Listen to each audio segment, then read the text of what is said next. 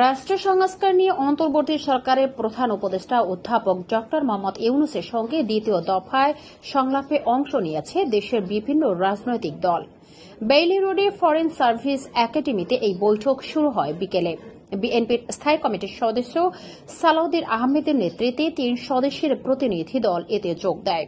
এছাড়া জামায়াতের ইসলামী, এনসিপি, গণসংহতি আন্দোলন সহ বেশ কয়েকটি রাজনৈতিক দলের নেতারাও বৈঠকে উপস্থিত ছিলেন। গণ অধিকার পরিষদ, AB party, LDP, Khelafat Majlis, জমিয়তে উলামায়ে ইসলাম এবং রাষ্ট্র সংস্কার আন্দোলনের নেতারাও এই বৈঠকে অংশ নেন।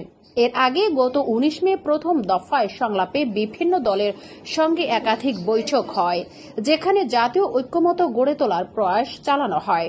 রাষ্ট্র সংস্কারের লক্ষ্যে 15 ফেব্রুয়ারি থেকে কমিশনের কাজ শুরু হয় এবং 20 মার্চ থেকে ধারাবাহিক সংলাপ চলছে।